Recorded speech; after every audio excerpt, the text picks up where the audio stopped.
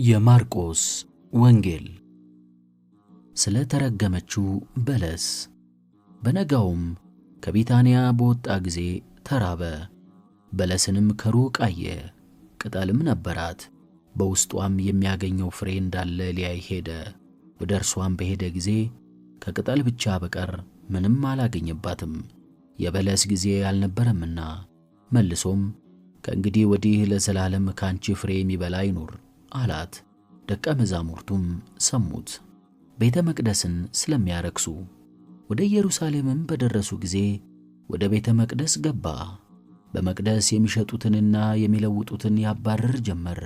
የገንዘብ ለዋጮችንም መደርደሪያ፣ የርግብ ሻጮችንም ወንበር ገለበጠ። ማንም ዕቃ ተሸክሞ በመቅደስ እንዲያልፍ አልፈቀደም። ቤቴ ለአሕዛብ ሁሉ የጸሎት ቤት ትባላለች ተብሎ ተጽፎ የለምን? እናንተ ግን የወንበዴዎች ዋሻ አደረጋችኋት ብሎ አስተማራቸው። የካህናት አለቆችና ጻፎችም ሰምተው የሚገሉበትን ምክንያት ፈለጉ። ነገር ግን ሕዝቡ ሁሉ ትምህርቱን ያደንቁ ነበርና ፈሩት። በመሸም ጊዜ ከከተማ ወደ ውጪ ወጣ። በነጋውም በተመለሱ ጊዜ ያችን በለስ ከስሯ ደርቃ አገኟት። ጴጥሮስም ትዝ አለውና መምህር ሆይ፣ እነሆ ያቺ የረገምካት በለስ ደርቃለች አለው። ጌታችን ኢየሱስም መልሶ እንዲህ አላቸው፣ እግዚአብሔርን ማመን ይኑራችሁ። እውነት እላችኋለሁ፣ ይህን ተራራ ተነስተህ ወደ ባሕር ተወርወር ብትሉት፣ በልባችሁ ባትጠራጠሩ ብታምኑም እንደተናገራችሁት ይሆናል። ስለዚህ እላችኋለሁ፣ አምናችሁ የምትጸልዩትንና የምትለምኑትንም ሁሉ ታገኛላችሁ፣ ይሆንላችሁማል። በደልን ይቅር ስለማለት በምትጸልዩበት ጊዜ በሰማያት ያለው አባታችሁ በደላችሁን ይቅር እንዲላችሁ በወንድማችሁ ያለውን በደል ይቅር በሉ። እናንተ ግን ይቅር ባትሉ በሰማያት ያለው አባታችሁም በደላችሁን ይቅር አይላችሁም። የማቴዎስ ወንጌል። ፍሬ ስለታጣባት በለስ። በነጋም ጊዜ ጌታችን ኢየሱስ ወደ ከተማ ሲመለስ ተራበ። በመንገድም አጠገብ የበለስ ዛፍ አይቶ ወደ እርሷ ሄደ። ነገር ግን ከቅጠል ብቻ በቀር ምንም ፍሬ አላገኘባትም። እንግዲህ ወዲህ ለዓለም ፍሬ አይኑርሽ አላት። ያን ጊዜውንም በለሲቱ ደረቀች። ደቀ መዛሙርቱም አይተው ይህች በለስ እንዴት ወዲያውኑ ደረቀች ብለው አደነቁ።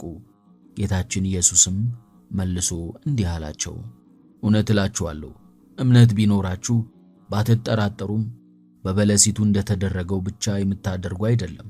ነገር ግን ይህንን ተራራ ተነስተህ ወደ ባሕር ተወርወር ብትሉት ይደረግላችኋል። አምናችሁ በጸሎት የምትለምኑትን ሁሉ ታገኛላችሁ። የዮሐንስ ወንጌል። ከዚህም በኋላ እርሱና እናቱ ወንድሞቹና ደቀ መዛሙርቱም ወደ ቅፍርናሆም ወረዱ። በዚያም ብዙ ያይደለ ጥቂት ቀን ተቀመጡ። የአይሁድም የፋሲካቸው በዓል ቀርቦ ነበር። ጌታችን ኢየሱስም ወደ ኢየሩሳሌም ወጣ። በቤተ መቅደስም በሬዎችና በጎችን ርግቦችንም የሚሸጡትን ገንዘብ ለዋጮችንም ተቀምጠው አገኘ። የገመድም ጅራፍ አበጀ። በጎችና በሬዎችን ሁሉንም ከቤተ መቅደስ አስወጣ። የለዋጮችንም ገንዘብ በተነ፣ ገበታዎቻቸውንም ገለበጠ። ርግብ ሻጮችንም ይህን ከዚህ አውጡ፣ የአባቴን ቤት የንግድ ቤት አታድርጉ አላቸው። ደቀ መዛሙርቱም የቤትህ ቅናት በላኝ የሚል ቃል ተጽፎ እንዳለ አሰቡ። ይህን የምታደርግ ምን ምልክት ታሳያለህ አሉት። ጌታችን ኢየሱስም ይህን ቤተ መቅደስ አፍርሱት፣ በሦስተኛውም ቀን አነሳዋለሁ ብሎ መለሰላቸው። አይሁድም ይህ ቤተ መቅደስ በ46 ዓመት ተሠራ፣ አንተስ በ3 ቀኖች ውስጥ ታነሳዋለህን አሉት።